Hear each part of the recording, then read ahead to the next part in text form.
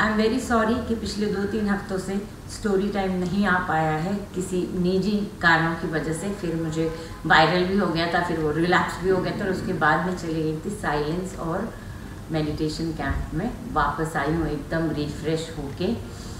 और आज मैं इंस्टाग्राम पे गई तो मैंने अचानक वो गाना आया, उनसे मिली नज़र के मेरे होश उड़े। जी हाँ, सायरा जी का एक गाना याद आया तो मैंने कहा यार अपना एक्सपीरियंस भी बता दूँ। तो ये बात है 97 की, मतलब 94 से मैं एक पोस्ट प्रोडक्शन स्टूडियो जो बहुत ही टेक्निकली साउंड था उस समय बांद्रा में रन करती थी, जो बेसिकली तो मेरे भाई और उसके दोस्त ने शुरू किया था।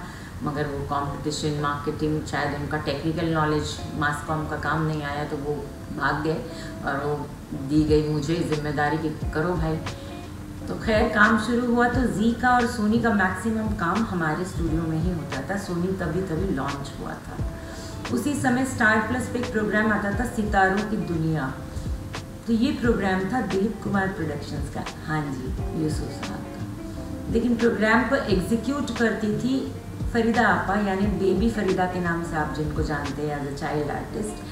उन्होंने ज़िंदगी भर हर चीज़ बच्चे के समान शायद सायरा जी और दिलीप साहब के लिए की है। तो मैंने अचानक एक दिन देखा कि उनका प्रोग्राम भी हो रहा है। फरीदा आप आती थी, नॉर्मल सी थी कि उनसे बातचीत हो जाती थी, एक अट्रैक्शन तो था, ये ग्लो होता है पुराने जो कलाकार होते हैं उनके अंदर। एक दिन मैं शाम को जब आई तो थोड़ा लेट आई थी क्योंकि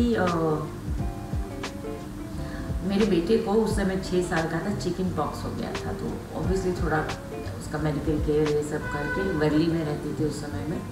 तो मैं आई तो मैंने देखा, ओफ गिरने वाली थी मैं। सायरा जी बैठी हुई थी एडिटिंग रूम में एपिसोड देखते हुए। तो फरीदा आपा ने मुझे इंट्रोड्यूस कराया और वहाँ से शुरू हुआ सायरा जी और मेरी मुलाकातों का सिलसिला। तो फिर मैंने उनको बताया कि कहाँ से आ रही हो, फिर अपने बारे में वो सब पूछती है ध्यान से। जब मैंने बताया मैं सेंसर बोर्ड में भी हूँ, मेडिकल डॉक्टर भी हूँ और आज इतने समय तो मैंने कहा नहीं मेरे बेटे को चिकन पॉक्स हुआ है। तो उन्होंने कहा अरे उसके बिस्तर के आजू बाजू ना नीम के वो पत्ते लगा देना। And she was so loving, she is. And मुझे तो यकीन ही नहीं हो रहा था दी सायरा बानू जी से मैं ऐसे बात कर रही थी सामने बैठ के। उनका प्रोग्राम काफ़ी समय तक एडिट होता रहा हमारे पास और सायरा जी आती थी, एपिसोड जब पूरे हो जाते थे। And she was so motherly, she was so sweet.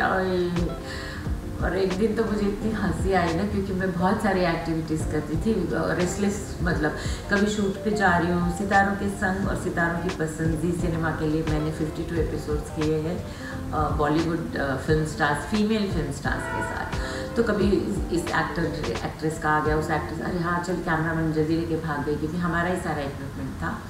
और वो प्रोग्राम एडिट भी मेरे ही स्टूडियो में होता था और उसके जो गाने आते थे नानू भाई के यहाँ से वो भी हमारे यहाँ थे। तो इसलिए मुझसे कहा गया कि भाई तुम ही क्यों नहीं कर लेती।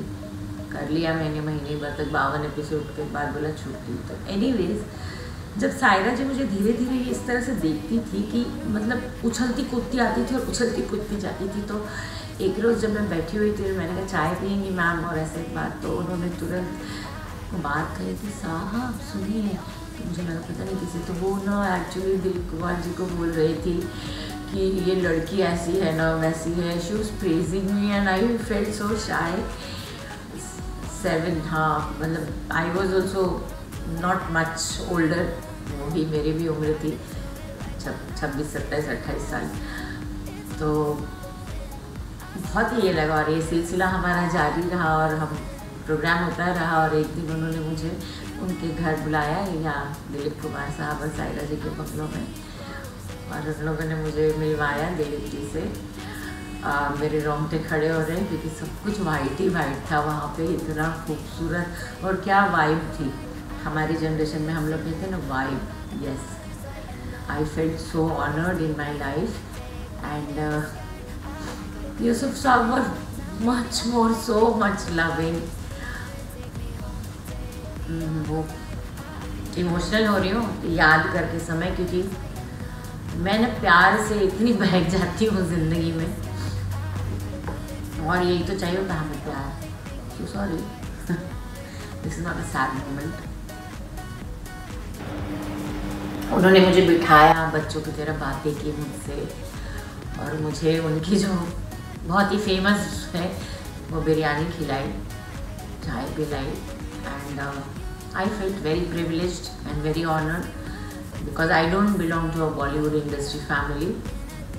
बस मैं बहुत बाय मिस्टेक, जैसे नदिया का बहाव नेचर में पत्थर बदल सकते हैं, एक्चुअली मेरा भी ऐसे बहाव बदलता रहा, मैं बहती गई। और ये रही मेरी मुलाकात दिलीप कुमार जी और सायरा जी के साथ। और इतने बड़े बड़े लेजेंड्स जब आपको बच्चे की तरह ट्रीट करते हैं इतने प्यार से, I am so sorry, I am getting very emotional. तो आपको लगता है ना आपने दुनिया के सारे ऑस्कर जीत लिए, सारे अवार्ड जीत लिए। आशीर्वाद होता है ना जब ऐसे लोगों का, मुझे ऐसा ही लगता है। मैं वो ऐसे वाले अवार्ड्स को ज़्यादा नहीं मानती, कभी मैं नहीं मानती, डिसरिस्पेक्ट नहीं करती पर मानती भी नहीं। तो ये है मेरी थोड़ी सी याद सायरा जी और दिलीप जी और फरीदा आपा के लिए। आई होप फरीदा आपा और Saira ji are well and doing good. बाप रे, वो दिन मैं कभी नहीं भूल सकती जब उन्होंने अपने घर मुझे बुलाया था। और मैं यही कहना चाहती हूँ कि ज़िंदगी में उम्मीद मत छोड़िए। मत सोचिए कि आप नॉन नेपो किड है और आप टैलेंटेड है, आपको वो नहीं मिल रहा। ये सब नहीं सोचने का। जो लोग बहुत ढेर सारे पैसे भी कमा रहे थे, क्या करते थे? दवाइयाँ खाते हैं डॉक्टरों के, हम जैसे डॉक्टरों को बुला के वजन कम करवाते, बीमारी कम करवाते। कुछ नहीं, 2 रोटी में भी खुश रहो। जो कला ईश्वर ने आपको दी है, मेरे गुरुदेव कहते हैं वो कला औरों के लिए होती है। वो कला को एक्सप्रेस कीजिए, जाहिर कीजिए और अपनी कला को एक डायमंड की तरह तराशिए उसको। जितने गम, जितनी खुशियाँ, जितनी मस्तियाँ ज़िंदगी में महसूस कर पाओगे, उतनी ही उस कला को उभार पाओगे। वो कहीं बाहर से नहीं आती, बाहर से थोड़ा थोड़ा इन्फ्लुएंस होता है लहजे का या फ्लेवर का, मगर जो अंदर से एक्सप्रेशन होता है वो आपका अपना अनुभव होता है लाइफ में। इसी के साथ ये स्टोरी टाइम यही समाप्त करती हूँ और आशा करती हूँ आपको पसंद आया।